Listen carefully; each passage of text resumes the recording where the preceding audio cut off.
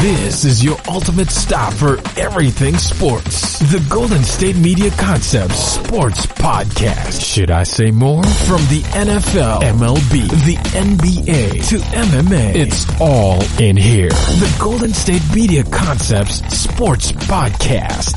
Listen now.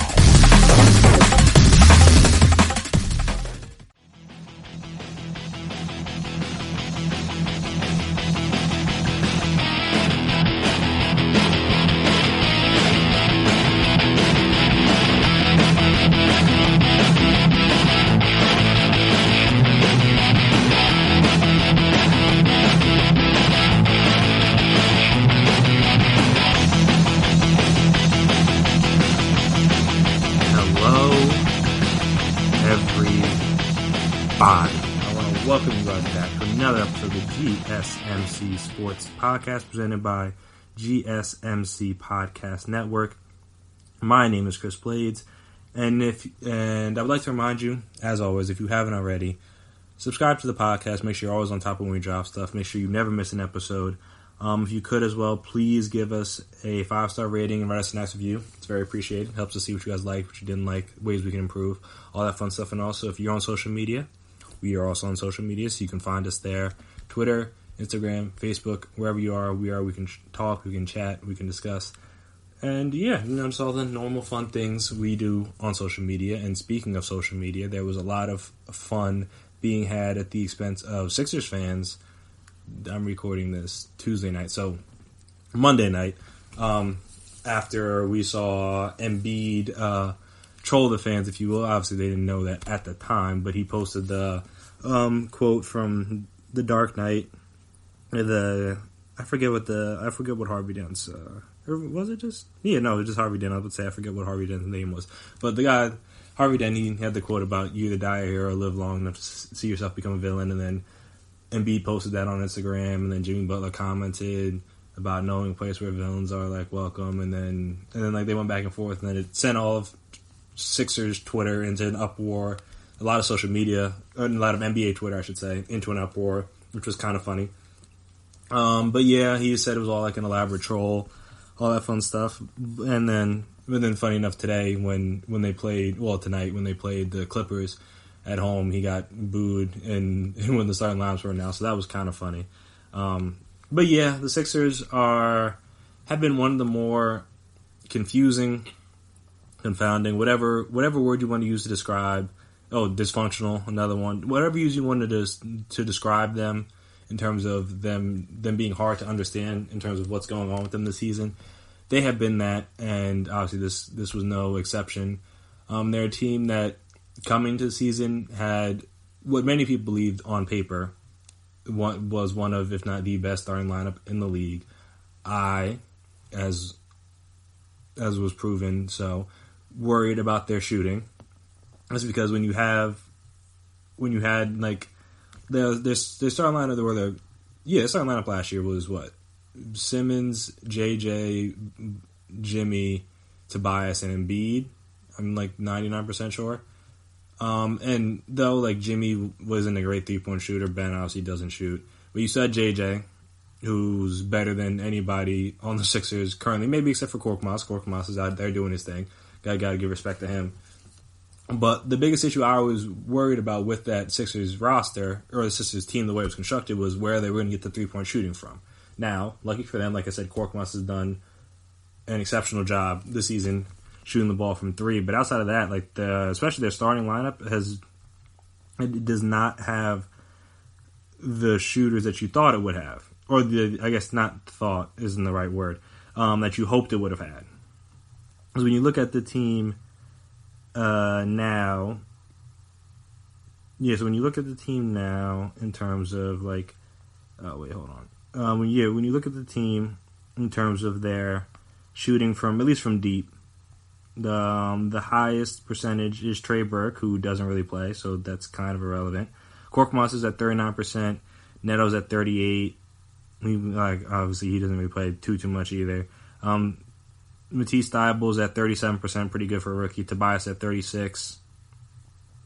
Ennis 34%. Scott 34%, even though Ennis isn't on the team anymore. Josh Richardson 33%.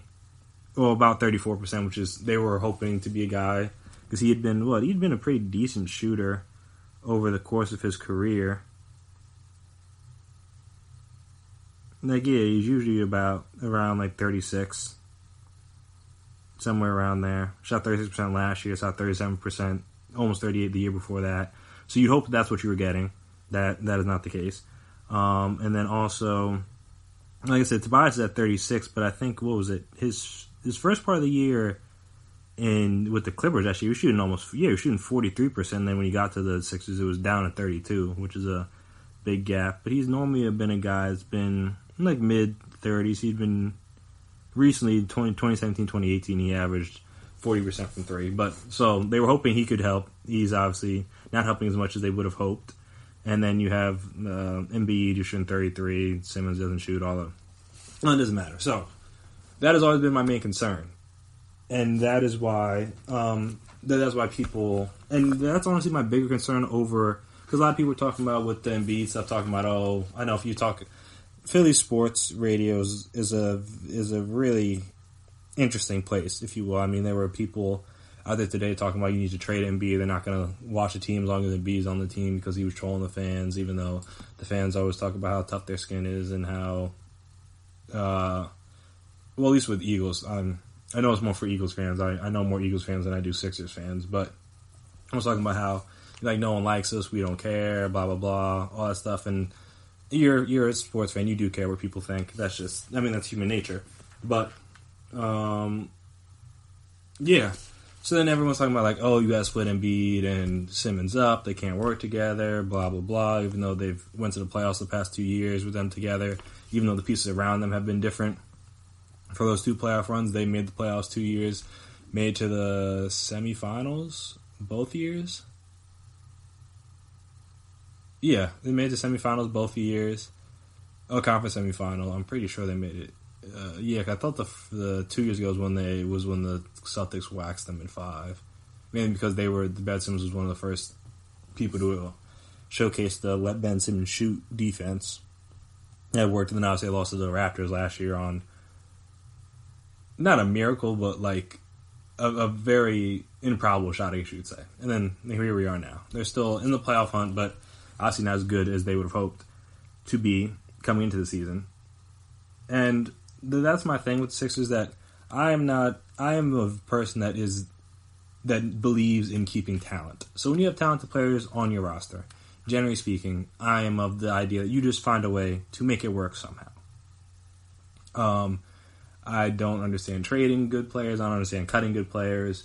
All that stuff doesn't make any sense to me. If not everybody you work with you like, and obviously it's a bit, I was going to say it's a bit different in with team sports and athletics and stuff like that, and I'm like, is it? Yes, but also not really. Like, in most jobs, in most places in the real world, for things to function properly, everybody needs to be on the same page, more or less.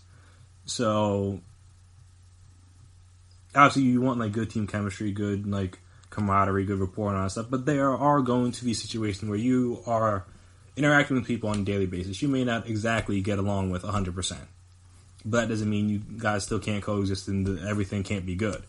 So I'm saying that's kind of the way I felt about Simmons and Embiid, whether that outside chatter is real or if it's not real, is irrelevant to me. I'm just like, you don't give up on two guys as talented as they are. So that was always foolish. But also, I think the biggest thing for them and their issue, in my opinion, and it was partly displayed tonight when they moved Al Horford to the bench for the first time, is the fact that really the biggest issue with their starting lineup is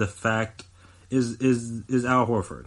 And not to say that he's a bad player, not to say that he isn't helpful to the team, but when you have Ben Simmons, it's kind of like the way I talked about in the last episode with the Rockets, where they got rid of Capella to help with Russ, help with the spacing and all that stuff. Having Al Horford out there as he's playing currently, where he's not shooting the ball that well from deep, like I say, he's only shooting 33% on the season. He's been better in the last 9 games or so, but still, regularly he's not that good of a 3-point shooter this year. And I think that's a bigger issue than Ben Simmons and Embiid being on the floor at the same time. Because if you can have them out there with, as they had their starting lineup tonight against the Clippers, in which they won, though, again, it's at home. They beat everybody at home just about. They started a lineup with Korkmaz, Richardson, Simmons, Embiid, and then had Harris at the 4. And that just provides more spacing and more room to operate. I mean, Korkmaz wasn't that good today, 0 for 5, 0 for 4 from 3, 0 points. But Richardson had 21, Simmons had 26, Embiid had 26, Harris had 17. Like, just that having Horford not out there, I guess I should say, gives both Simmons and Embiid, in my opinion, more room to operate.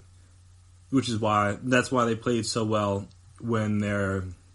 That's why the Simmons was playing so well with Embiid out, in my opinion, just because with him and Embiid out, then you can just move Horford to the 5, you get an extra shooter on the floor, and I mean Horford can space the floor a little bit, at least in theory. Obviously, he hasn't done that well of a job this year in terms of shooting the ball, but in theory he can space the floor, and even if not, he can still do the Embiid, like do some of the down low stuff, but that doesn't really bog down your offense. But when you have Simmons and Horford on the floor with Embiid, and then you surround them with Harris and whoever else, Thibault, Korkmaz, Richardson, whoever that fifth person is. The issue with them is going to be spacing, because now you have Simmons who won't shoot and can't shoot, however you want to word it. And then you have Horford who's not shooting the ball well to go along with Embiid who doesn't really shoot the ball well that well from deep. So now you have, max like 2 good shooters on the floor, and one guy who has the ball that won't shoot it, and the other 2 guys that you're not really one in which Embiid is that's much better down low, and then Horford is just going to be wherever, and no one really fears him.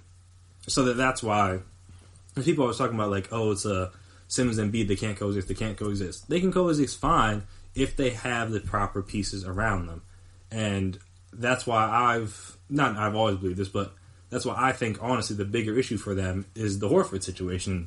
And we'll see how long, if he's going to stay on the bench, if that was just a 1-game thing or whatever, but I think the best situation would probably be to have Thibault in for Korkmaz, honestly, just because Korkmaz still gives you some scoring punch off the bench. Like, the most, like, they had, 9, 15, 7, they had 20 bench points against the Clippers tonight.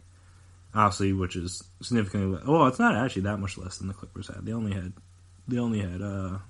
29, but that's partly because Lou Williams is in the starting lineup, so that hurts some of your bench scoring. But yeah, so if when you with Korkmaz in the starting lineup, you have basically 0 scoring off the bench, and that's like not reasonable. So I think Thibault's probably going to be the answer there longer term if that's what they decide to go with. But yeah, I just honestly think the not having Horford out there is more beneficial to the Sixers, at least not out there as a starter, is more beneficial to the Sixers than trying to split Embiid and Simmons up. Because that just doesn't make any sense to me. Like I said, they're 2 younger guys, 2 guys that are some of the best at their positions. Why you wouldn't try to figure out a way to make them work is beyond me. And it's just that, like, I think some of the situations, sometimes you get in free agency, you see big names, and you're just like, oh, okay. On paper, this sounds good. Then you see the fit, and you're just like, all right, that didn't work as well as I thought it would. Or that didn't work how I thought it would. And I think that's what happened. That's what's happening with the Sixers, is the fact that they thought Horford could play the 4 well, provide them Embiid backup, which he has, for when Embiid had to be out for whatever reasons he was going to be out, because that's just kind of how he is, unfortunately, with the injuries. But then also they thought that he could space the floor enough for them that that they could try to make up for the loss of like JJ in terms of like the shooting, because obviously Josh Richardson isn't the knockdown shooter, but he could also hit some.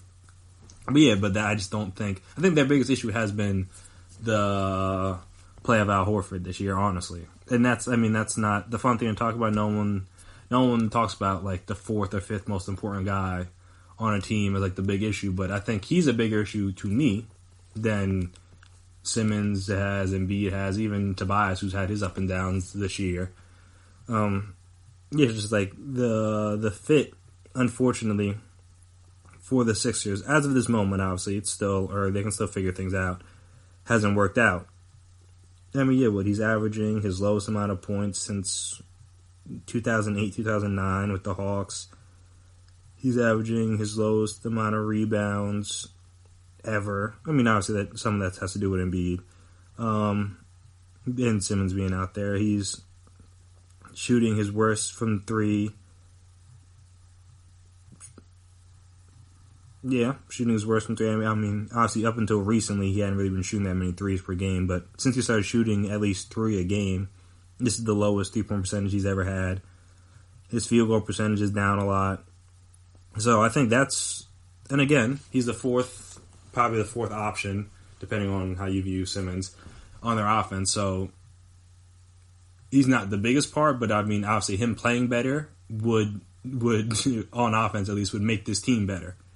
That being the Sixers, and like I'm saying, it's not the sexy thing to talk about. It's not going to draw the headlines. Like, oh, you're talking about that Horford thing. Everyone wants to talk about the star, so you're going to talk about Embiid, and you're going to talk about Simmons, and you're talking about Embiid being soft, and you're talking about Simmons not being able to shoot, all that fun stuff, because that's what draws the headlines, and that's what's going to get people. That's what's going to get people riled up. It's going to get people talking. But I think, in all honesty, the biggest issue with this season for the Sixers has been the fit of Al Horford on this team, and as of honestly right now, he doesn't fit. So it's unfortunate because there's not really much you can do about that at this point, but it'll be interesting to see how the rest of the season plays out and how he does in the playoffs and all that stuff, because they may honestly have to try to think about trading him. It might be too early. He's on he signed like a 4-year deal, I'm pretty sure. So it's going to be hard to get out of that after 1 year, but the Horford experiment has been worse than anybody thought it was going to be. And I think that's been just as big of an issue for them as Simmons not shooting the ball at all, or Embiid not being healthy, or him being out of shape, or him being slow, or quote unquote soft, or whatever word you want to refer to him as. They would be doing, and I mean, still doing pretty well. They'd be doing better if Horford could space the floor better for this team, and he's not right now. And I think that's the problem no one wants to talk about, in my opinion, but that's, I think, as big of a problem as any for a Sixers team, and that's one they're going to have to try to get figured out. And they tried to get it figured out today. Obviously, they beat the Clippers. Again, like I said, at home, though. Again, they have one of the best home records in the league, so it's not that surprising. But we'll see see if the drama kind of dies down. I mean, Embiid said after the game he loves the city, all that fun stuff. I mean, obviously, when you're doing well, they're going to cheer for you, and when things aren't going well, they're gonna give it to you. That's just how Philly sports fans are. So we'll see how things go for the Sixers the rest of the season. And also, if they stick with the Horford on the bench thing, I think that honestly might be the move and might help the team out a lot. Again, I would switch Thibault and Korkmaz, but that's just me. I'm not Brett Brown. So it is what it is. After this next break, we're going to switch gears to a team that hasn't really been needed to be talked about that much this year. And the Warriors, obviously, they have a lot of people out. Well, they're not a lot of people. There are too many guys are out, Clay and Steph. But looking forward to next year, could they be right back in the mix? I'll give you my thoughts, opinions, all that fun stuff right after this break. So stay tuned.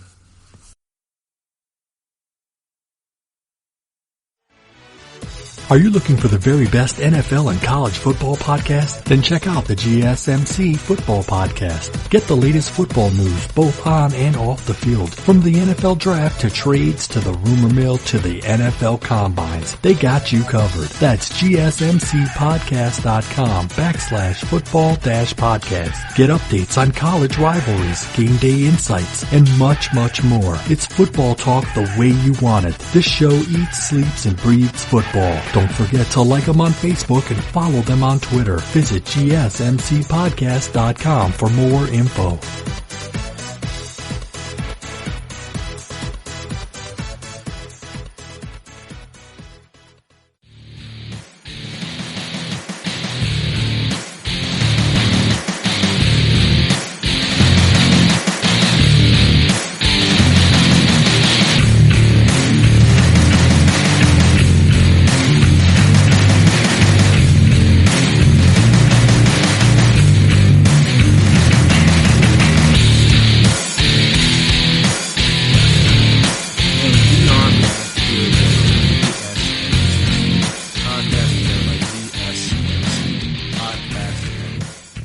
So the Warriors.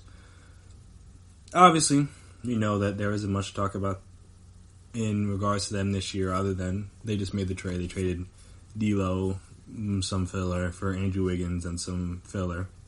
The biggest filler being that 2021 first-round pick from the Wolves next year. That might be pretty good, because I'm not sure how good the Wolves are going to be with D'Lo there now, just because, I mean, even though I imagine Cat likes him more than he liked Wiggins, that's not going to help them stop anybody on the defensive end. So, I'm not sure how that's going to go. But at least they'll have fun together, so there's that. But yeah, so the Warriors, like, obviously we know KD left, had to trade Iggy, no Livingston, Steph got hurt early in the year. I still think he could have come back a while ago if it was that serious. But, again, the team's sorry. It's not that serious. Clay's out. Draymond's missed some time. Other guys have missed some time. They traded Glenn Robinson III and Alec Burks. Now, I mean, obviously those aren't big pieces, but they were playing pretty well for them, so that's a big loss. But regardless, so they have Wiggins now.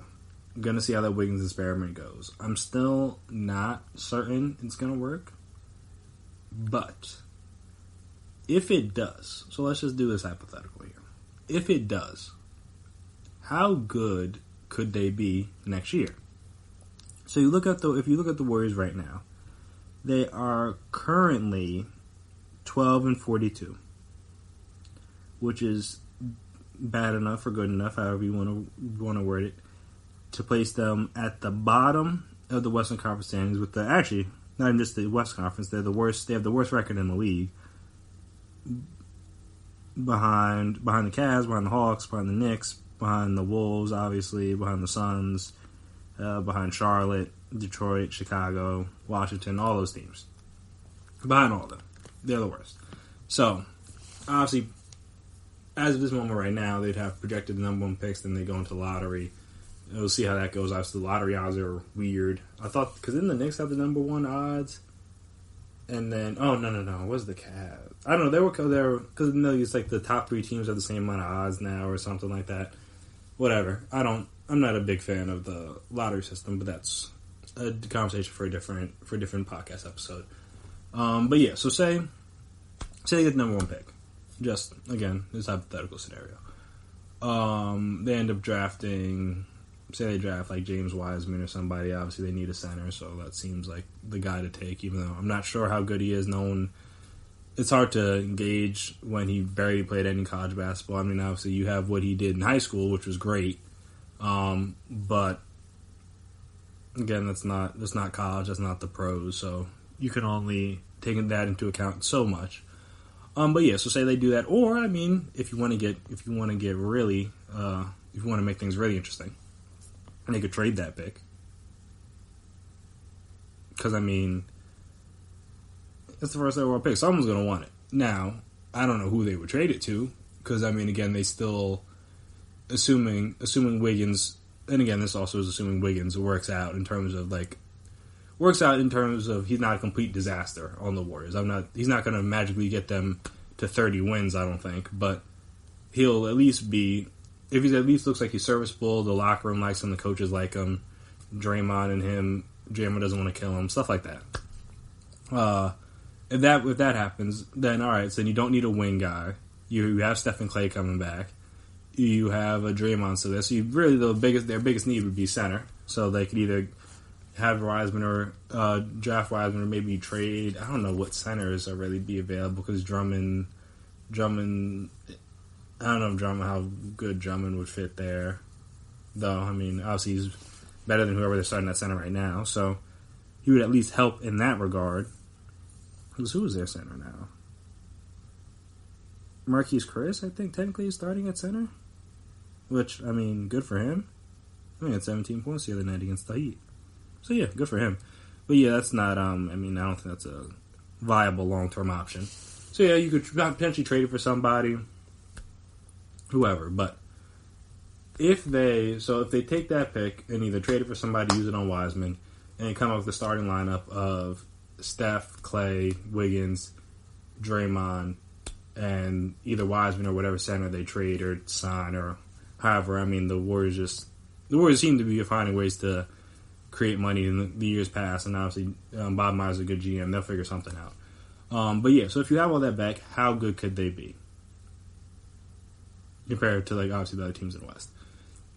And honestly, any team with Steph on it at this point, assuming he didn't forget how to shoot with all this downtime, which I'd be shocked if he did.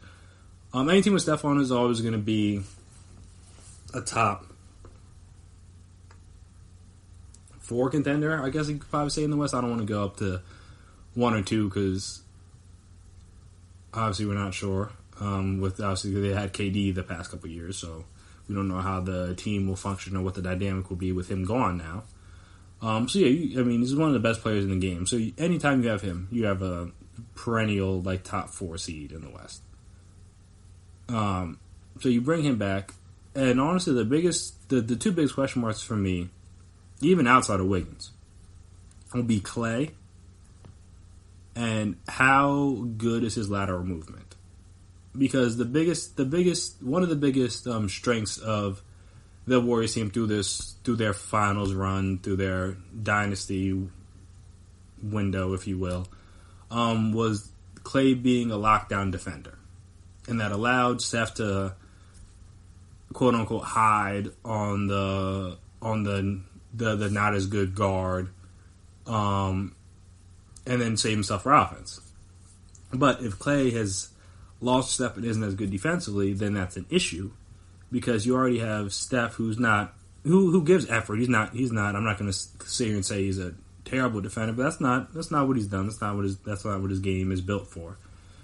And then if you have Klay, who also again, we don't know how the ACL thing will affect him. But if he like I said, if he loses a step, then now you have 2 guys that, Klay might go from like a great defender down to like a good or an above average defender, which is still might be good enough, but it's not that elite level defender that they used to have on the wing, and that could be a big deal, because when you look around the West, you have Kawhi and Paul George on the same team now. You have LeBron still doesn't look like he's slowing down recently that much. You have who else? You got Donovan Mitchell, you got to defend. You got James Harden and Russell Westbrook, you got to defend. You got Luka, you got to defend. You still even got like Dame, CJ, you got to defend. John Morant, you got to figure out how to defend. If the if the Suns could ever find some good players around Devin Booker, you got Devin Booker out there. So yeah, there's a lot of good wing players in the West, and you need somebody to stop those guys, and that's always been Klay. But if he's not up to that standard anymore, then that's going to be an issue for the Warriors. And then my second biggest thing is honestly, how does Draymond's game age? Because he was never really a big scorer. Mainly because he didn't have to be. But he's never a big scorer. And currently this season he is, let me look up his stats. He is currently averaging 8 points, 6 rebounds, 6 assists, shooting 38% from the field and 28% from 3. That is not, it's not good. It's definitely not what people would call good. And obviously, again, offense isn't his thing. That's not what he's needed to do. But he's already not that good offensively right now. He struggled shooting the past couple of years. Obviously, that hasn't gotten better. See if it'll get better with, obviously, more open shots with Klay and Steph out there. But again, that's not what he needs to do. But also just, like, how much of a toll has those final trips, him playing those small lineups, needing to bang down there with bigger bodies, how much will that affect him on the defensive end? Because if he's already, I don't say a negative on offense, but he's not that much of a positive. He's positive as a facilitator and a rebounder, I guess, but scoring-wise, he's bringing you basically nothing from a starter standpoint. And again, he's another guy that if his defense starts to slow down a little bit, that's going to be a problem, because you don't have a KD out there to help you. Not that he's locked down defender, but he's still 7 feet tall. He can do a lot of things. You don't have an Iguodala out there to help throw at some of the the good wing guys or the good bigger guys. It's just Draymond out there by himself. And unless you think Andrew Wiggins is going to turn into a miraculous defender, again, Steph and Clay, two of the best players in the league. So you would think you get them back, boom, you'll be good. But it's just hard to just, for me, at least, to just assume they're going to be right back at the 1, the 2 seed next year, though. I mean, again, would not shock me. But when you lose a guy like KD, who basically at any point in time you could just give the ball to and he can get you a bucket, now they don't have that anymore. And now they gotta go back to the 2015 team with like all the ball movement and the running around and all the spacing and all that stuff. And I'm just like, yeah, I mean, that's cool, that'll work. But then it's just like, Wiggins is not KD. So now you need Wiggins to be what? Harrison Barnes, hopefully? And I'm just like, could he do that? Yeah, his average, I mean, scoring isn't really his issue. He can do that. But it's just that, like, how good would he be at the other stuff? Because he's like a good, like, get the ball, isolation kind of guy. He's not really the greatest, just pure jump shooter type. And obviously, I mean, not that Harrison Barnes was necessarily knocked down, and obviously if you watch that, what was the 2016 finals, he was really bad shooting the ball for most of that series. But yeah, that's what I'm saying. That's not Wiggins' strength either, though he's been better in the last couple games with the Warriors, obviously. But over the course of the season, he's shooting 33.6% from three. Like, that's not a recipe for success for them. So it's just, it's interesting to try to project forward on how good the Warriors will be once they get everybody back. Again, assuming Wiggins works, and because I'm not assuming that because I'm not 100% certain it's going to work.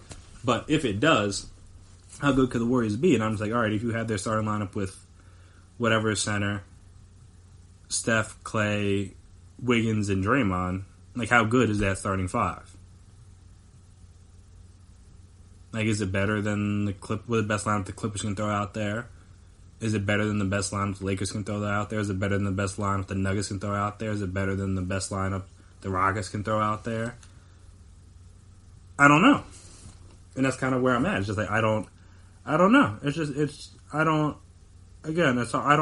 want to have faith in Steph and I want to have faith in Clay. But it's just hard for me to just assume that they're going to be back there because everyone in the West right now is doing everything they can to get better.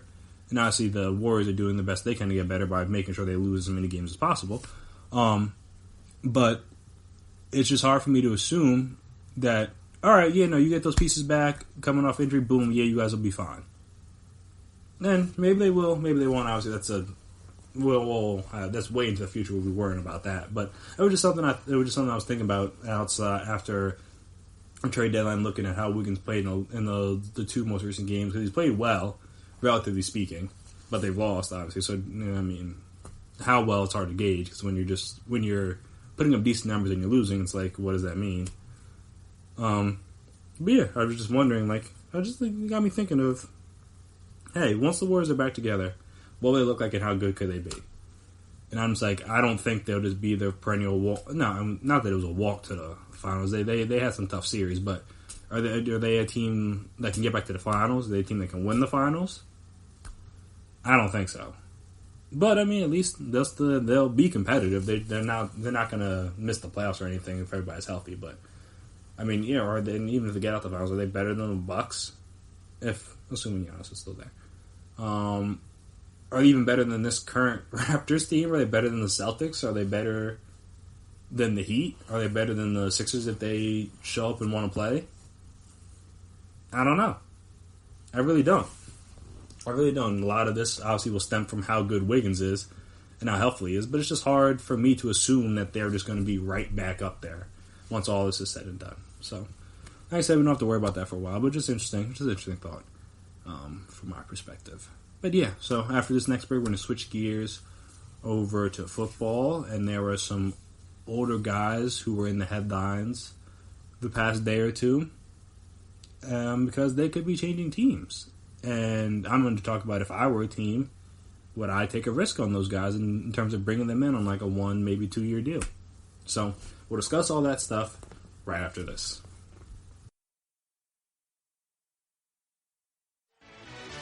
Check out the show that's built on the MMA. From the UFC to extreme cage fighting, they got the fights covered. Check out the GSMC MMA podcast. Get the latest news on past or upcoming fights. Join us as we talk to and about some of the biggest names in the MMA, past, present, and future. When it's the fight game, there's just one show to check out. GSMCpodcast.com/MMA-podcast. Don't forget to like them on Facebook and follow them on Twitter. Visit GSMCpodcast.com for more info.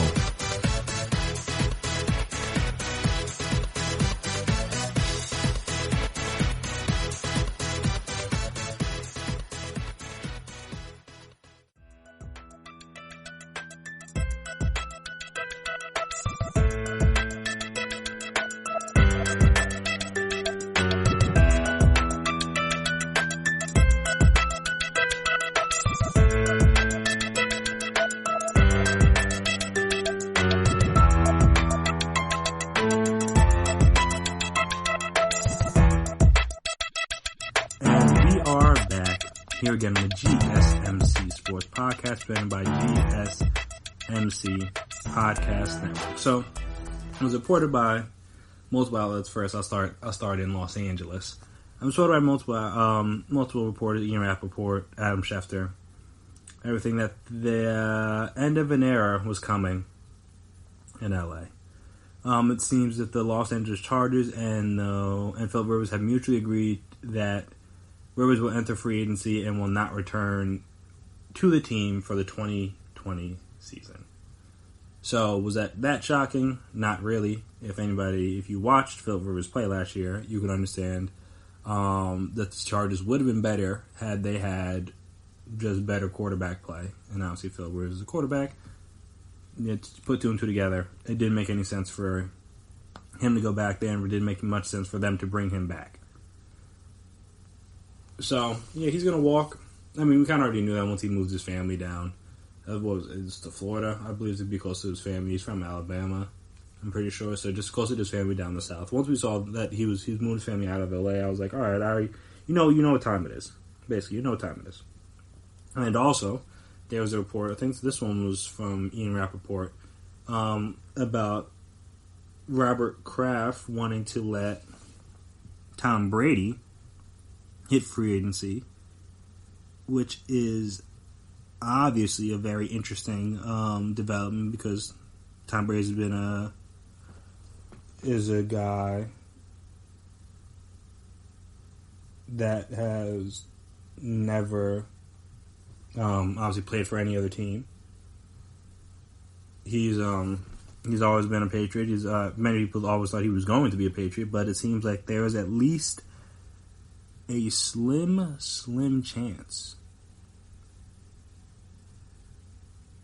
that he's going to be on another team. And that, in my own personal opinion, is pretty interesting. Just because you have potentially 2 guys, well, not potentially, you have 2 guys towards the end of their career that are going to be entering into free agency. And they have the chance. Well, Phil Rivers is going to change teams, and then Tom Brady's another one that could potentially change teams. And I'm just looking if we talked a little bit about the different quarterback movement that we could see and all that fun stuff. But I was just thinking now that it's all but official that these guys are at least going to hit free agency. If you were a team that was in need of a quarterback, should you go after them? And honestly, I'm not sure that you should. Now, am I going to question the GOAT Tom Brady's ability? Sort of. I mean, if you look at his last season, obviously he didn't have a whole lot to work with. The line wasn't that great. The running game wasn't that good. The receivers on the outside weren't that great. Tight end situation, but Was Tom Brady himself that good? Not really. Now, was he, like, absolutely terrible? No. Would he have been better with some better people around him? Potentially. But there were some things and some throws that Tom Brady used to make that he wasn't making last year, which is obviously a very interesting development on his part. But yeah, it was just like, it's just like, alright, if I'm a team, because Tom Brady's going to go to a team that they think they're a quarterback away from being something. So you're talking about, like, say I'm the Chargers, right? Boom. I bring Tom Brady into LA. They got a good piece on offense, they got a good piece on defense, they just need better quarterback play. Is Tom Brady the complete solution to those problems? I'm not sure, because one of the bigger issues last year was Philip Rivers' inability to be able to consistently push the ball down the field, and I'm not sure Tom Brady can consistently push the ball down the field at this age. Again, he was better than Philip Rivers last year, so anything would be, not anything, but almost anything would be an upgrade from what Philip Rivers was last year for the Chargers, and Tom Brady would be that.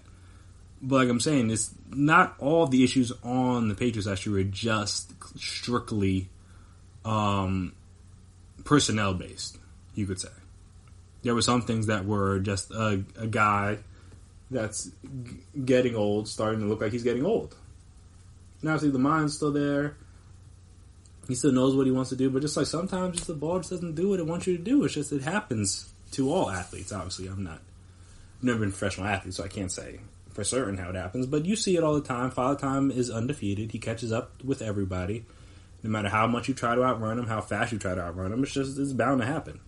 So, it's just one of those situations where, do I want to... I mean, at the very least, I guess for the Chargers standpoint, at the very least, it could sell some tickets, but is that something I want to... If I'm Anthony Lynn, am I betting my livelihood and possibly my coaching career on an old Tom Brady learning a new offense and a new scheme that he's never been in ever in his life? It's not a bet I would want to take. I'd much rather take my chance with a young guy. And then if you flip over to Philip Rivers, it's like the same thing. It's like, if you look at Philip Rivers, if it weren't for Jameis Winston turning the ball over at basically a historic rate, you would have been talking more about Philip Rivers turning the ball over, not at a historic rate, but at a very alarming rate. I think I'll double check the numbers for you guys, but I'm pretty sure he had like 20 interceptions last year.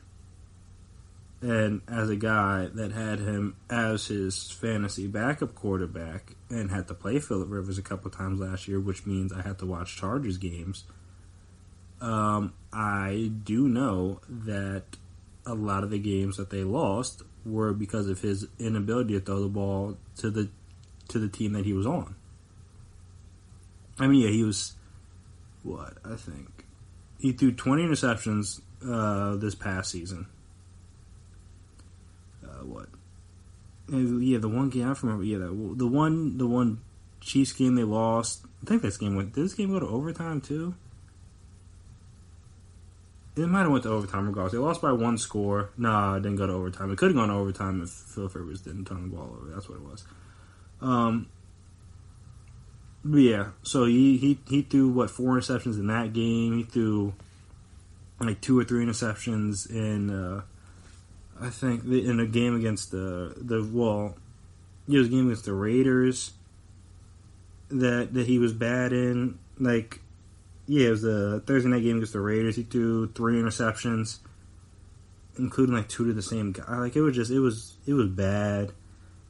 There was a lot of games where it was just like, if the Chargers just had somebody better at quarterback, they would have won. So, that's the thing. If you watch that and you see a guy that is 38 years old now, or what? He's 38, 39 years old, and it looks like his best football is behind him. what purpose is he other than to potentially be a stopgap / mentor for my young quarterback? And maybe he's an Eli Manning type, but that's not what he wants to do. I mean, Eli was very open and honest about the fact that he did not enjoy being a backup quarterback, and not all guys do. Not everybody's into the, like, rah-rah, oh, yeah, let me help mentor this young guy. He's the future. I'm going to help him get up to speed, help him as much as I can. Like, no, some people are just like, I think I'm a starter. I think I'm good enough to be a starter, and if I'm not a starter, I'm not going to be happy. And I have no reason. We don't know what Philip Rivers will choose in that scenario, but I'm assuming he's leaving the Chargers because he thinks he's still capable of being a starting caliber quarterback. And I'm just like, I don't know if I would trust it. I mean, because one team that was brought up was like the Bucks, because, you know, Bruce Arians is good with quarterbacks. He helped Carson Palmer out late in his career, blah, blah, blah. But I'm just like, if I just went from Jameis, like, how do you sell me on getting rid of Jameis, who, at least you know, at least he's been around for a while. Does he have his issues? Yes, obviously.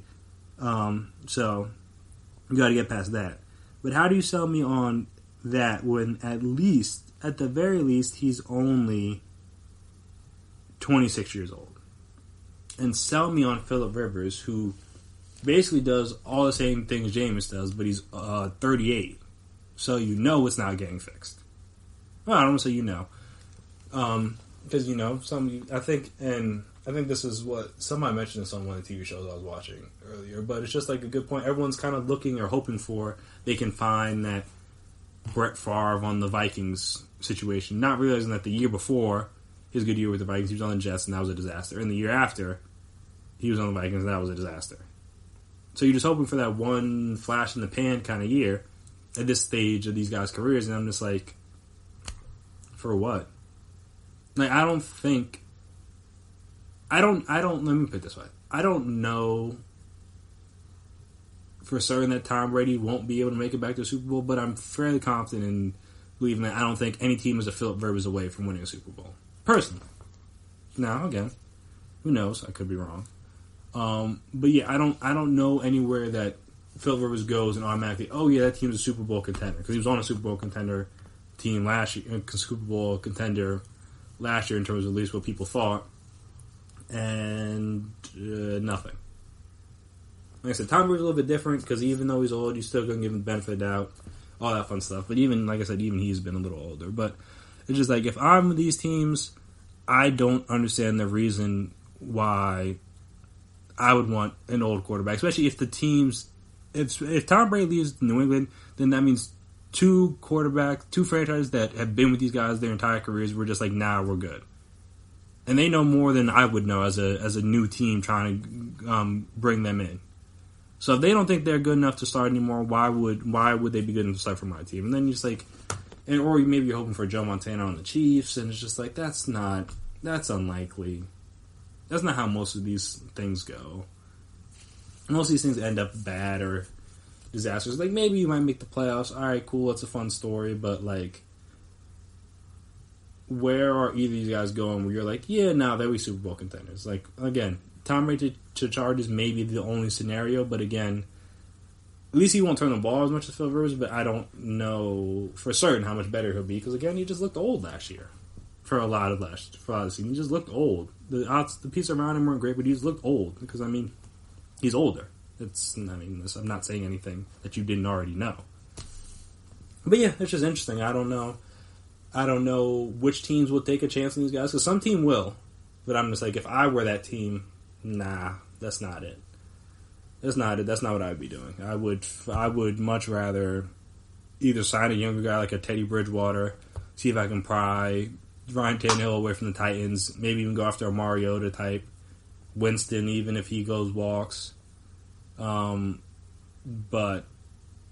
I don't know how many teams are Tom Brady or Philip Rivers away from being Super Bowl contenders, especially at this point in their careers. Like prime Rivers, prime Brady, all right, it's a different story. But right now in their point in their careers, I don't know how many teams are that close to getting to Super Bowl where if you just get Tom Brady, just like boom, you're in there. I don't know if that many teams are that far away. So teams are going to do it because it's name, it's sexy, it's going to sell. But I would I would just take my chances with the draft or a younger free agent before I went to those guys. But again, I'm not in an NFL front office, so what do I know? So after this next break, we're going to talk about another team that could potentially be taking a chance at the quarterback position. I guess this is just the offseason. Everyone want to take risks and just do things that don't really make a whole lot of sense.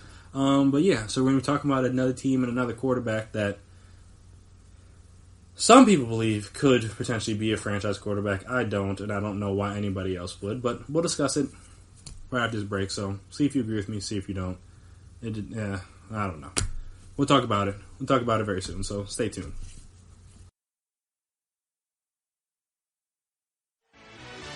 Are you looking for help for your fantasy football team? Check out the GSMC Fantasy Football Podcast. Get today's best advice on who to start, who to sit, even who you should draft. From sleeper picks to red hot lineups, they got it all covered for you. That's GSMCpodcast.com/fantasy-football-podcast. We'll cover traditional leagues, dynasty, PPR, even IDP leagues. When you need fantasy help, there's just one show to hit up. Don't forget to like them on Facebook and follow them on Twitter. Visit GSMCpodcast.com for more info.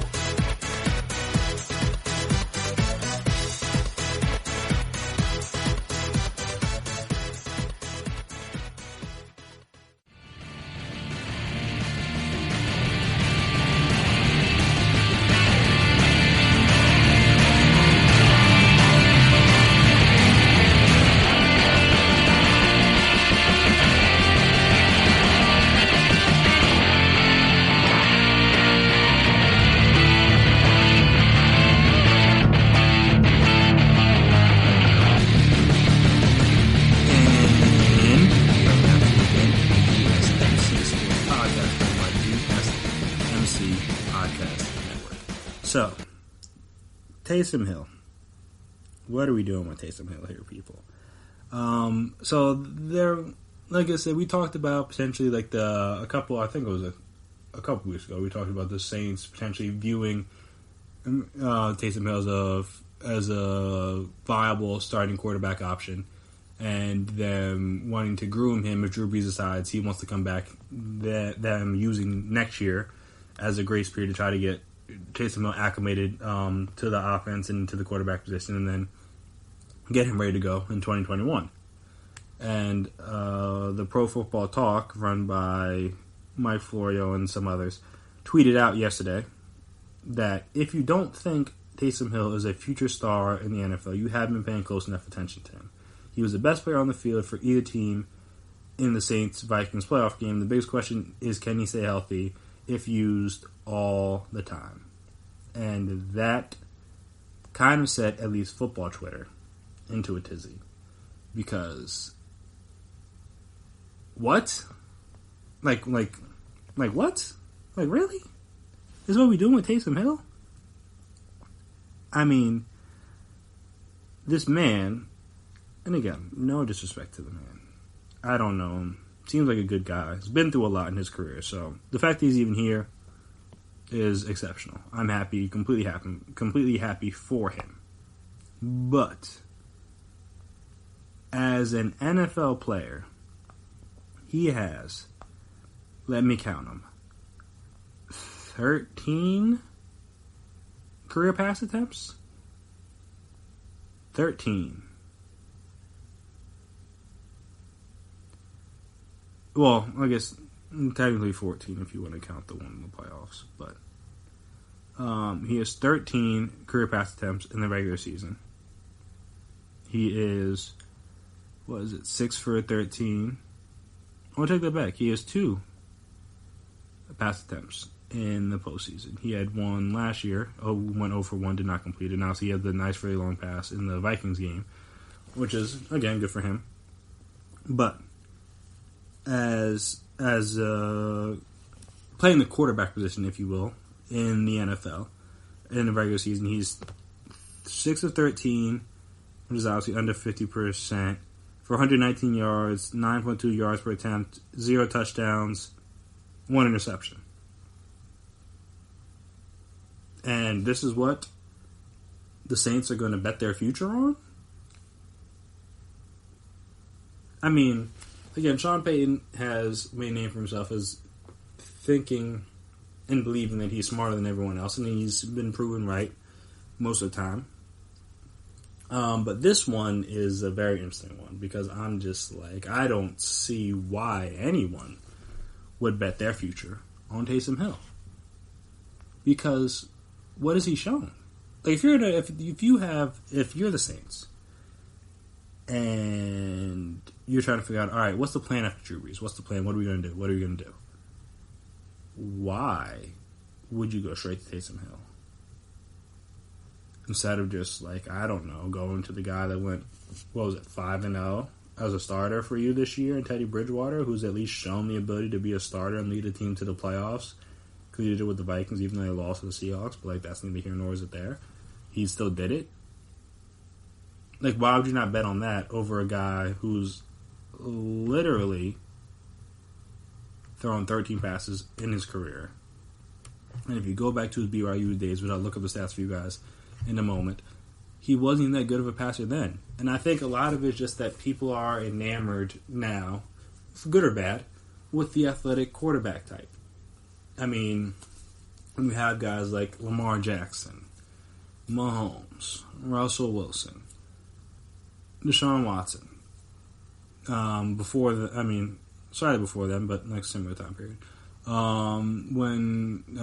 Back a couple years ago, when like Carson Wentz was out there potentially being the MVP of the league. They're just like guys that can move, run around, big bodies, all that fun stuff.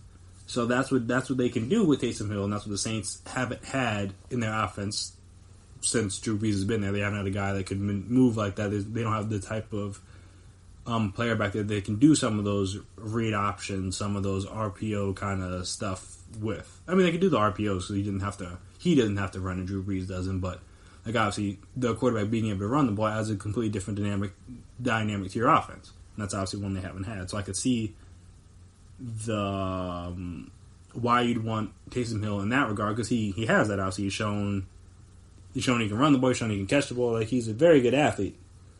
So I understand that part, but at the end of the day, he has to be a very good quarterback. And I'm not sure that he's a very good quarterback currently. I mean, does Sean Payton know more than me in terms of what he's seen in practice? Yes. But also, if he was that great in practice, I would think he would have thrown the ball more than 7 times this season. Just a thought. Obviously, I don't know. But it's just a thought that obviously, I know like moving him around and all that stuff. But I'm just like, if he was really that good of a passer, you would think he would throw the ball more than 7 times this season. But maybe that's just me. But yeah, so as I was saying, going back to his BYU stats, when he was actually a quarterback during those years, he, as a passer, and also, I mean, during his career, he had, 4 season-ending injuries, something like that. It was rough for him.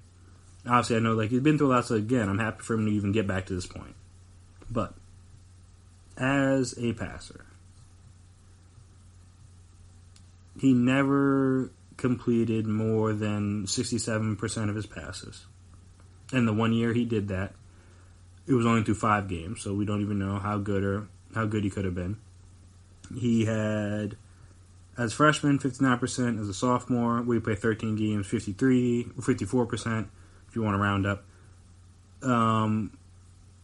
As a true senior, he played in the one game for 61%, almost 62%. And then as a redshirt senior, he threw for almost 60%.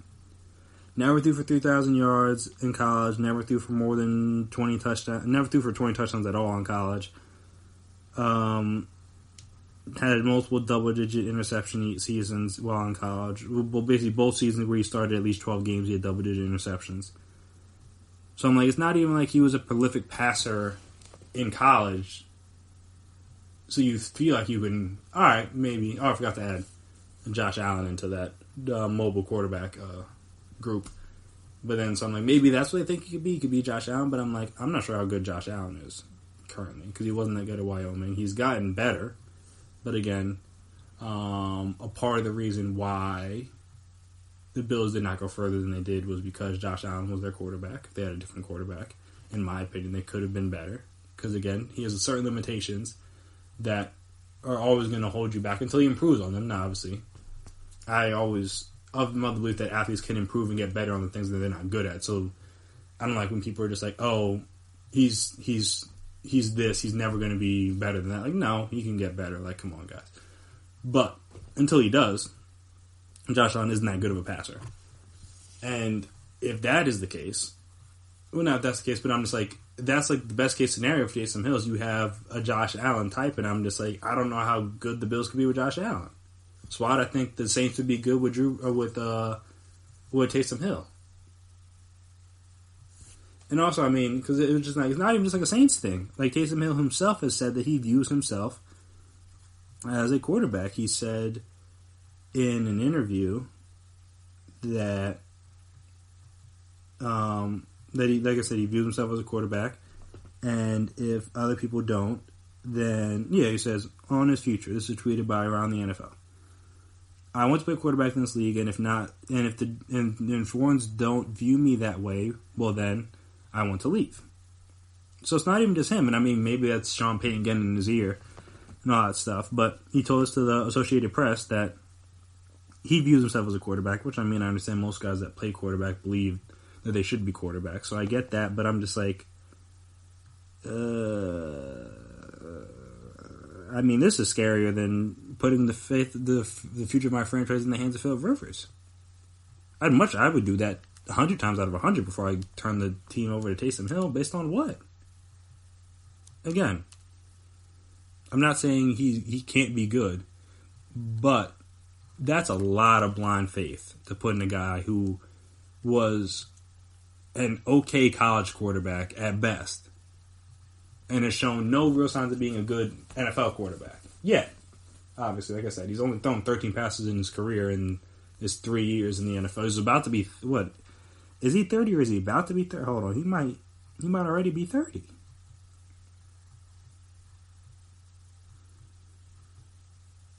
He might honestly already be 30. Let me check and see how old he is. Oh, he'll be 30 by the time the next season starts. He's 29 right now.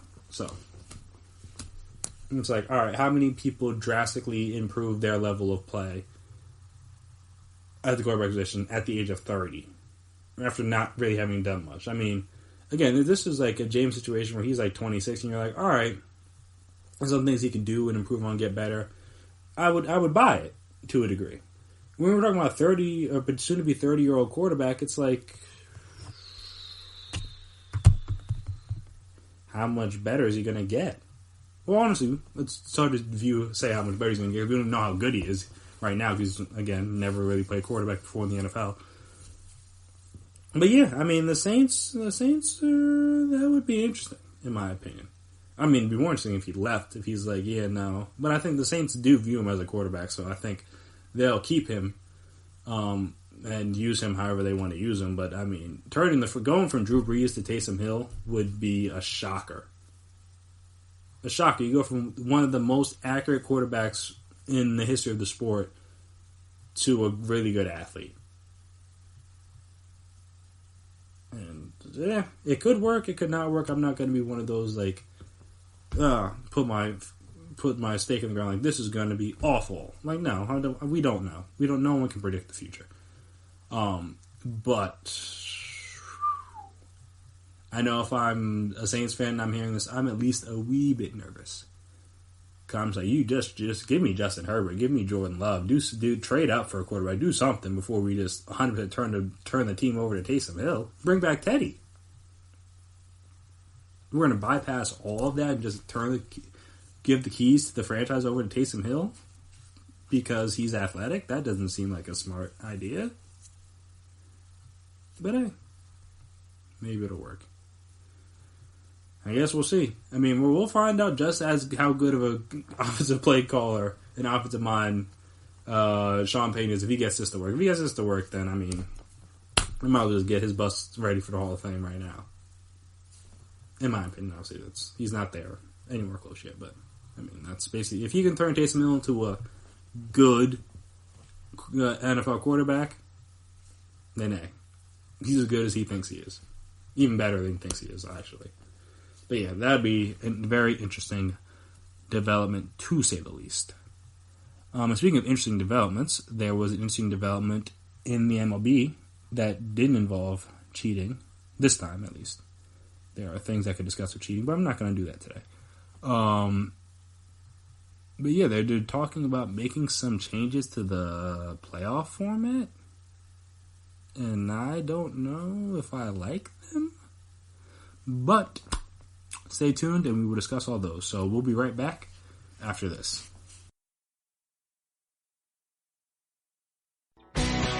Are you looking to get your college football fix?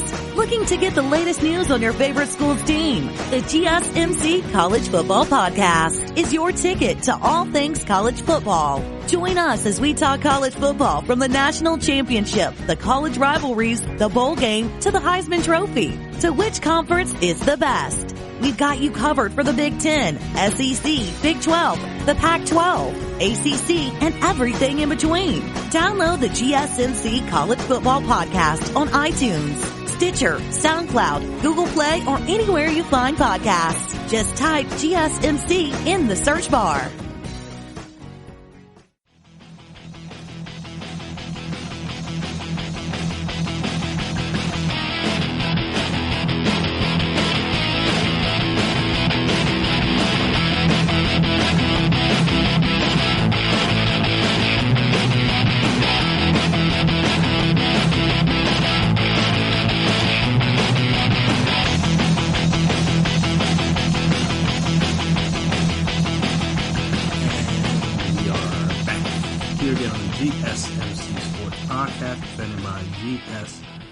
GSMC Podcast Network. So, I mean, Rob Manfred just really must like shaking things up, though. Not shaking things up completely because he still hasn't suspended any players for cheating with the Astros, but that is neither here nor is it there. We'll save that for a different day.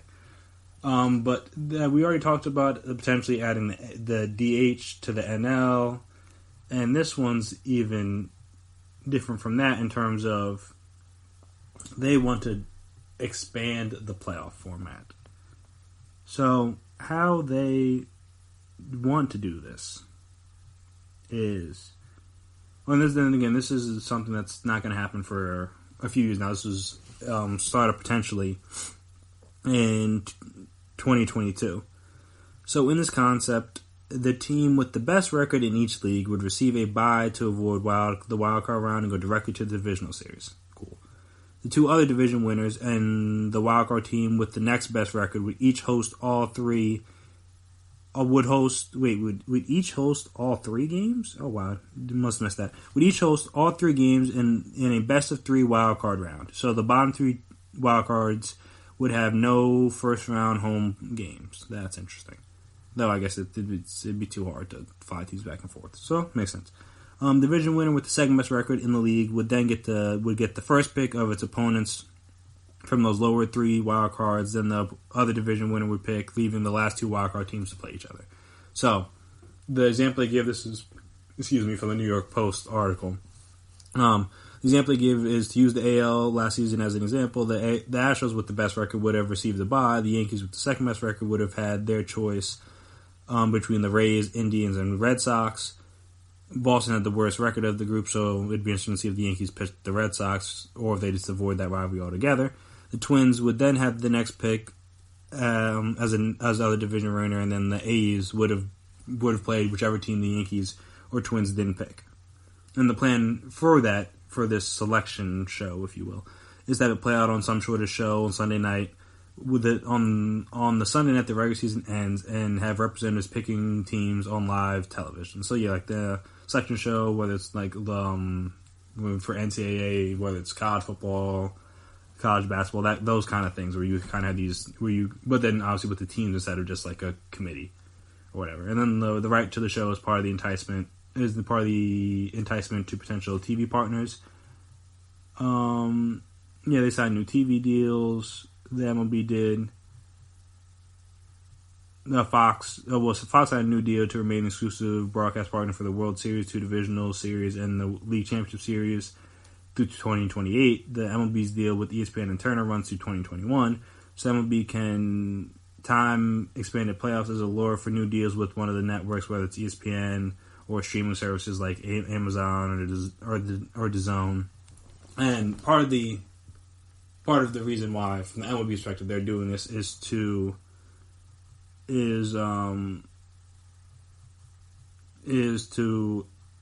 add postseason inventory and then obviously add as many clinching scenarios as possible. There'd be six best of 3 series in total. Wait. Yeah, because you had 2 in each. Yeah, so in each league. You said 6. Game 1 would add playoff inventory. Game 2, possible clinch scenario. Then Game 3 is winner take all. And then the 3 winners in the round would join the number 1 overall seed in each league in the division series. And I think one of the biggest reasons for this is because a lot of teams didn't like the fact that your whole season could come down to the 1-game playoff. Now, I, as a person who loves football and also loves the NCAA tournament, have no issue with the 1-game playoff. I think it adds an extra element to the game and to the intensity and all that fun stuff when you know that this is it. All you have is this 1 game. Now, from a baseball perspective, when you play 162 games, potentially even 163, when you might have a wild card or a tiebreaker game for like a division or a playoff spot or whatever to even get into the playoffs, to have to play when you have just that 1 game to potentially go to divisional round, and the fact that baseball is so random that different random, like, again, I don't want to use random too much, but different things can happen. And in theory, the best team could not advance because they were just bad on that one day. And I understand that from a team perspective in terms of why you wouldn't like that as much. But I know there's if you're in a situation where you're in a really good division, and say you're in the Yankees division this year, they win 110 games. You're the Rays. You win 100 or 95 games, whatever. 100 games. 95, 100 games. Most years, that's good enough to win your division. This year, the Yankees are a juggernaut, so it's not.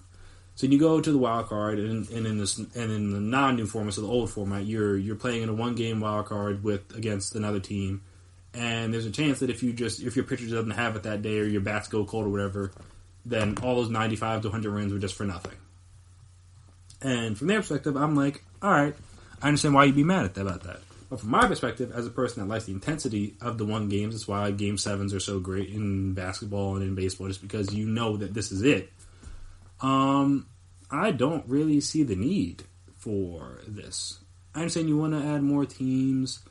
Well, actually, we'll get to why they want to add more teams in a second. But from just a perspective of like the 1-game playoff and doing away with it, I don't like it. Honestly. I just think it's cool. It's just a cool thing just to have. Alright, just for you to come in, like, it's not like this is a new thing. Like, it's not they don't know. Like, you come in knowing, alright, this is it. You have to find whatever way to win. And I'm saying if you're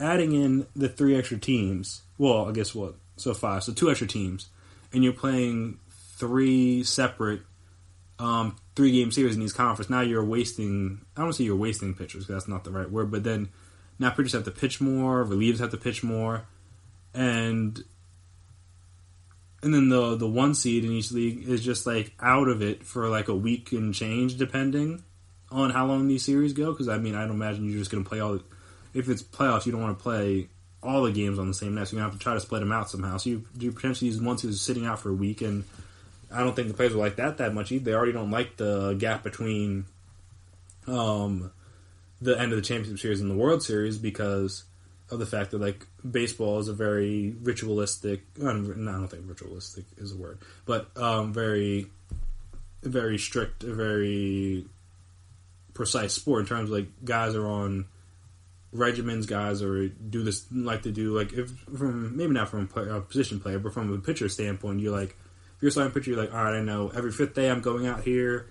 on the 2nd day I'm doing this, on the 3rd day I'm doing this, the day before a game I'm doing this, and if you have to sit out for a week, it could back all that stuff up, and then obviously then it could throw people's timings off. Now you're pitching on different days' rest and all that stuff, and that just may not work. And the same thing for the people that have to play in those games. Now instead of playing the 1 game where you just only have to waste, I don't want to say waste, but you don't have to use 1 pitcher. Now you're using 2, maybe even 3 in the wild card round, and now you're coming into, and depending on how the game's set up, you hopefully have your number one pitcher, but then he may be not on the correct amount of days of rest, maybe be on too many days of rest, and it could just, it's just weird.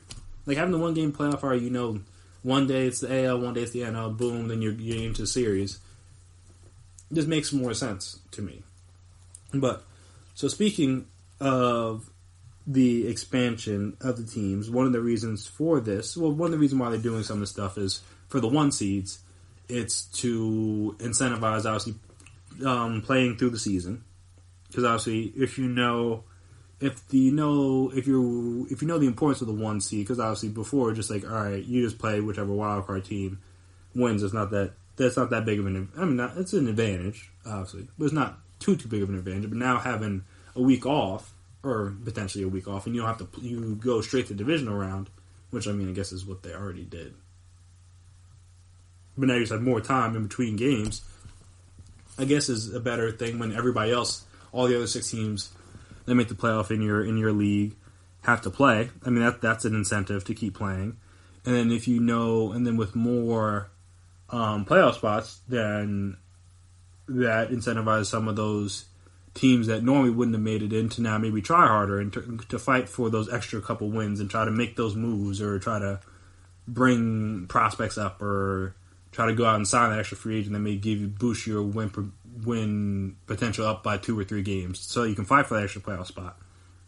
That's where it looks there too, and I know, and when you have a one game playoff, it's like, all right, it may be too risky because you do all this, and you get to the one game, you lose, and it was all for nothing. At least in the 3 game series, all right, in theory, the better team should win. So if you think you have the better team on paper, you have at least 2 chances to prove that, if not 3. So you eliminate some of that randomness that teams or executives may fear in terms of wanting to go after those big time guys, because you're just like afraid that, it's not going to work out.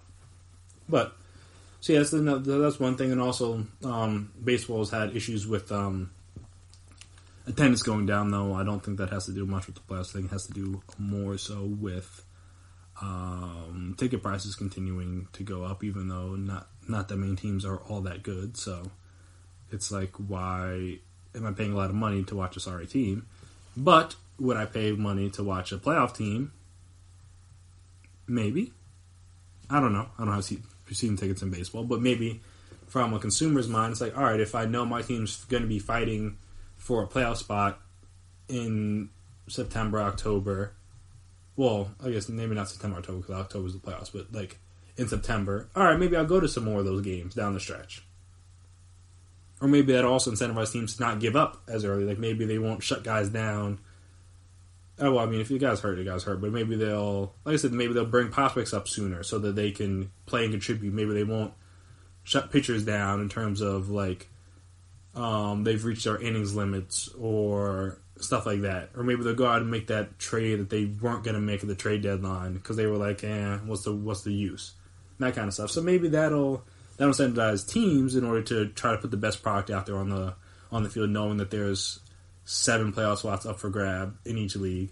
And also that'll maybe get some of the fans more interested in wanting to go to the game so they know that their teams are actually fighting for something. As opposed to, generally speaking, if there's only like the 2 wildcard spots, then there's not as many teams, and there's obviously not as much to play for at the end for some of these teams. But if there's more to play for, and even, like I said, even for the 1 seed where you could be playing for the bye, they still have something to play for, and maybe that could incentivize people to want to go to the games. I don't know. Maybe I think that's at least what the MLB's perspective would be on this.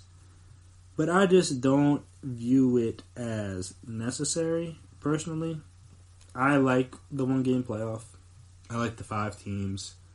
Because once you start adding too many teams, it gets like too crowded. Same way like people say like, we need to expand the college football playoff to 8 teams or 16 or whatever. Though, it's a little bit different because like it's a selection process, and they're just like, but I'm just like, even when you have 8 teams, you're still going to be like, but why didn't the 9th team get in? It's just like, people just want to see more playoff games. That's really all it comes down to. So they'll find a reason to want to add people in all the time, and then add playoff teams, add playoff games, whatever. Because the people just want to, they're fans of the sport. They just want to watch more of the sport. So, I just don't view this as being necessary. And like I said, I like the randomness of the one game playoff. It's just more fun. It gives them an element that they don't have in the other, that they don't have compared to the other sports. Some of the other sports, obviously. Because football is really the only one, and then college basketball. But it's just like, I don't know. At the end of the day, this is really all it is. It's just about money. And getting more money from TV deals, or getting more money from ticket sales or attendance, stuff like that, concessions, gift shop stuff. That's all it is. It's just like you're trying to get more money for the owners, try to get more money for the league. Which is cool, but I'm just like, it just didn't seem something that is necessary to me. Though, I see the vision. I understand where they're coming from. But I just don't, the playoffs was fine the way it is. I don't think you needed to add 2 more teams and have these extra things to it. But, again, this is another thing. This is just kind of like when I talked about with the NBA All-Star Game when they're changing the format. Maybe once I see it play out, I'll enjoy it more, but this is just something where I'm just like, we're too many sports now. We're trying to fix things that aren't broken. Unless people were just really that up in arms about the one game playoff thing, which I love. A lot of baseball fans love. A lot of sports fans love it because it's just cool. It's just like the finality of knowing that this could be the last game is always intriguing to me. Like I said, whether it's a Game 7 or... that's literally why the 2 best words in sports are Game 7. Because they know that this is it. This is all we got. Whatever happens. There's nothing else we can do after this. And that's kind of the same way I view these one-game wildcard... These wildcard games. Just like, hey, look. We're going to give it all we got. We're going to do everything we can to get out of here with this win. And whatever happens. But... nope, they want to make it more complicated than it has to be. So, teach his own. I get it, but I just don't think it's necessary. But we'll see. If I'm just one person. If they've already decided they're going to do this, they're going to do this. So we're going to have to get used to it, unfortunately. But like I said, it just doesn't seem necessary to me. So after this last break, we are going to switch gears over to college football, and there is a player that got a clean bill of health. Oh, well, it seems like he's going to get a clean bill of health, and he might be fine for the draft. And if he's fine for the draft, then I'm going to talk about how they could potentially shake up everything in that top half. And top half meaning like the top 5 of that draft. There could be a lot of movement, a lot of decisions being made based around if this one person's healthy. So we're going to talk about who that is and how I think he can affect the draft right after this break. Check out the show built around the women of MMA. From the UFC, Invicta FC, Bellator, and one championship. We got the fights covered. It's the Golden State Media Concepts Women's MMA Podcast. The latest news of upcoming fights, discussions of previous matches. Join us as we talk to and about the biggest names in women's mixed martial arts. Past, present, and future. When it's the women's fight game, you know where to listen to. The Golden State Media Concepts Women's MMA Podcast.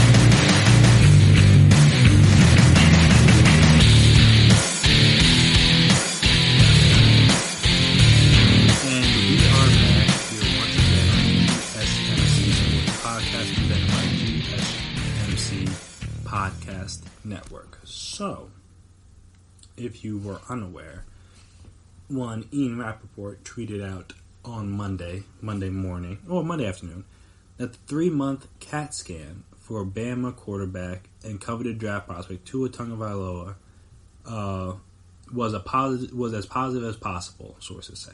The fracture was healed, the hip and its range of motion is good. It's likely to be another month before he's cleared for football activities, though, as expected. And then follow that up with, if Tua's health continues this way, the expectation is for a very good medical exam at the Combine. The Combine being the end of February, beginning of March. And this is big news for a lot of people. This is obviously big news for Tua. Obviously, most of his concerns coming into the league and coming into the draft are injury related, and rightfully so. He's been banged up quite a bit, and this hip injury is pretty serious. But if it's looking good, it's looking good. So I mean, obviously they'll be able to test that out at the Combine. But yeah, if he's healthy, then I think him and his agent were talking about they were going to plan on I don't know if he'll be 100% healthy for the pro day, but he would do like his own private workout thing for teams and stuff like that. And if that's the case, I mean, that's huge for this NFL draft. I mean, coming into the season, Tua was believed to be arguably the best quarterback in the draft. And obviously, have things changed? Yes. With the play of Joe Burrow this season, he put together the best college quarterback season we've ever seen. I've discussed that on this podcast at length. So that had definitely changed some things. But Tua being healthy is a big deal. If he's healthy, is a big deal, because there are going to be people that will argue. I may not be one of them, though I will think about it. But there'll be people that argue that, honestly, he's better than Joe Burrow. And when you look at his stats over the course of his career, it's hard to say for certain that he's not. Like, obviously, again, Joe Burrow had the great season. However, that was just one season. If you look at the season before from Joe Burrow, I mean, obviously, like, he had at the time in Ohio State where he didn't really play that much. But if you look at the season before from Joe Burrow, he completed only 57% of his passage, threw for under 3,000 yards, had 16 touchdowns and 5 interceptions in 13 games. Now, obviously, it was the offense different. Yeah, Joe Brady wasn't there. He didn't bring over all the Saints stuff. So, a little bit different. But at the same time, Joe Brady's not coming with him to the NFL. Now, did he make all the throws? Was he making exceptional plays? Yes, of course. I will not argue with that. Nor do I think he shouldn't be the number one pick. I still think he should be the number one pick. But I'm just saying, if there are people out there that believed in Tua before and still believe in him now, I get it. Because, like I said, Joe Burrow, there is always going to be the talk of him. He's coming to the draft on if he's the one-hit wonder. I mean, his one hit was a smash. It went diamond. But still, it was just one hit. He only had the one season. Tua at least had a couple seasons. He had he had his freshman year. He had the championship game. Obviously, we threw the game-winning touchdown to beat Georgia. He came back his sophomore season, took for almost 4,000 yards, 43 touchdowns, 6 interceptions. Obviously, they lost in the title game that year. But, I mean, he had a great season. And this year, before he got hurt, he was better than he had been the last 2 seasons. He completed 71% of his passes, threw for almost 3,000 yards, 32 touchdowns, and 3 interceptions. And I'm trying to see how many games he played. Why wasn't ESPN telling me this? Nope. Didn't mean to do that. But yeah, so he played in 1, 2, 3, 4, 5, 6, 7, 8, 9, and only 9 games. So he threw 33 touchdowns in 9 games. That's really good. I mean, so say you played like 13, 14 games. We're talking about potentially a 50 touchdown season from Tua, which again, less than Joe Burrow, but I mean, he was on pace for another great year. Obviously, if he didn't get hurt, but unfortunately for him, injuries will be part of his story. So, even regardless, even if the Bengals do all their research and they agree that Joe Burrow is their guy, that's who they're going to go with. Cool. I don't hate that. I understand he's from Ohio. Makes sense. He had the great year. He's clean bill of health, even though he's a little bit older than Tua. But I mean, age is not something I like to take into account, just because the younger you are isn't. That just assumes you have more time to grow, and technically you do. But it's like you are who you are at a certain point. You're not gonna, just because you're younger does not mean that you're just magically gonna eventually get good. Just because you have more time to, in theory, get good. But that's the thing right there. But yeah, so alright, so cool. The Bengals are just like, nope, we're good. Even though I'm not certain that they will be, because Bengals, they don't always make the right decisions. But yeah, I mean, they're probably steadfast on Joe Burrow, and I completely understand. So, if that's the case, then you look after that. You have Washington, who, I mean, claim that they're all in on Dwayne Haskins, but I mean, at this time last year, the Cardinals would claim that they were all in on Josh Rosen. Saw what happened there. And obviously, Haskins played a little bit better than Josh Rosen did as a rookie, but there were many people that didn't think he was ready when he played, and he struggled a little bit, but he obviously got better as he played, because that's generally how these things go. But yeah, so there's no faith, and honestly, the guy they had in tasting, Chase Young, makes sense. He's arguably the best player in the draft, but when you look at the team, do they really need another pass rusher? Like, maybe. Like, they have Sweat, they have Kerrigan, they have Deron Payne, Jonathan Allen, and INS on the inside. Like, you can only have so many guys as pass rushers on the field at the same time. And obviously Chase Young's always going to be there, and I guess Kerrigan's not getting any younger, so maybe that's why. But I mean, just for the season, I don't know if they need Chase Young that badly, though. Again, having a great elite pass rusher always helps. So, look at that. Then you go after that, you have Detroit, who, if Stafford's back isn't as good, they could potentially take him, and obviously it benefits them. Even though they play in Detroit, they play in a dome, so that helps too if you were a little worried about the cold weather thing. The Giants are going to take a quarterback, but they're potentially trade-up spot. The Dolphins seem to be in on Tua. Seem to be in on a quarterback, which could be Tua. You got the Chargers, who just said that they're not bringing Philip Rivers back, unless they bring in like a Teddy Bridgewater or Mariota or somebody. Tua could be in play. Carolina Panthers, Cam seems like he's done there, so Tua could be in play. You got a team like Las Vegas, who has 2 first-round picks, could trade up. They have 2 first-round picks, right? I think so. Let me double check. Yeah, they have 2 first-round picks, the one from Chicago. So they could potentially trade up to get a quarterback. They don't like Derek Carr that much. The Dolphins have, 3, so they could definitely trade up. You have a team like the Colts and the Bucks, who could be in the market for a quarterback, too. So it's just like, him being healthy could shake up the draft, because Tua, if healthy, is a guy that I could see you trading up for if you need a quarterback that bad, because you don't want to risk it. Like, if you're Washington, again, do you want Chase Young? Yes. But I don't think the Washington is a Chase Young away from being really good. He helps a lot, but I don't think they're Chase Young away from being really good. So maybe they could use some of those extra picks. Trade back. You could get a few picks.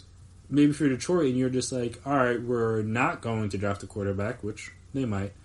But if you're not going to draft a quarterback, they seem like a good spot to trade back and allow a team like the Panthers or Chargers or even the Dolphins potentially trade up to go get Tua. And also I could shake things up, because then if Tua's healthy, then he's going in the top half of the draft. Burrow's going in the top half of the draft. Herbert potentially could go in the top half of the draft. Jordan Love potentially could go in the top half of the draft. Maybe even one other quarterback here or there. But if you have 4 or 5 quarterbacks go in the top 15, 20 picks, and that's a lot of talent that's sliding down the rest of the board to teams later in the draft that maybe thought they couldn't get a number one caliber receiver in the mid-20s, or an elite defensive back, or an elite offensive lineman, elite pass rusher. Like, if like I said, the more quarterbacks you take up at the top, the more good players at other positions slide down the board. And, I mean, one of the worries was just that if Tua was always probably going to be a first-round pick, but maybe he goes a little bit lower if he's not as healthy. But if he's healthy, I don't see why teams don't take the chance. And, I mean, it's worrisome. The injury history is definitely worrisome, so I would understand why you wouldn't want to. But at the same time, there's risk involved with every draft pick. So you just have to hope that, hey, if we can build a good enough line around him to keep him healthy, when he's upright, he was arguably the best quarterback in college. So, and it's just like, hey, healthy Tua is a very interesting development for this NFL draft. And we'll have to see how healthy he gets. I mean, obviously, he's healthy. He's trending toward healthy now. But obviously, he hasn't really had to do a lot of throwing or anything like that. People haven't seen him. He'll go to the combine, like I said, and he'll get the medical checked out. So we'll know more by the end of the month about how good or how bad that hip is. And then obviously, once it's all good and healed up, then he'll be able to show off for teams. And then that can either be a plus for him, or it could be teams be like, I don't know, that hip not looking good. But if it's looking good, then that's a very interesting development for this draft. Because, like I said, coming to the year, he was projected to be QB1, and honestly, even still now, you could argue he is the best quarterback going to the draft. I would still take Joe Burrow more so because of the health thing. But if someone told me that, nah, I'm in on Tua, I can't be mad at that based on what he's done in college. I can't be mad at that at all. He was sensational his entire time. Ever since his first snap at Alabama to his last, he was sensational. So, it makes sense. But yeah, a healthy Tua could change the entire course of this upcoming NFL draft. And I, for one, am looking forward to it. And you should be too. It's going to be a fun ride. So, well, as more updates come in, we'll continue to discuss him. But yeah, it'll be interesting to see how this plays out over the next couple of months. But that'll do it here for me. Well, that'll do it for me here. That's what I meant to say. That'll do it for me here today on the GSMC Sports Podcast presented by GSMC Podcast Network. I want to thank you guys for listening, as always. And if you haven't already, which you should, but if you haven't, please subscribe to the podcast. Make sure you're always on top of when we drop stuff. Make sure you never miss an episode. If you could, as well, give us a 5-star rating. Write us a nice review. It's appreciated. Anything, like I said, anything you guys can do to help is always appreciated. And social media. If you're on social media, we're on social media. So you can find us there, Twitter, Instagram, Facebook. We can talk, we can chat, we can discuss, we can debate. All the fun stuff people like to do on social media when it comes to sports. We can do all those same things. So, come find us. But yeah, that'll do it here for me. I, as always, am Chris Blades. And until next time, peace out.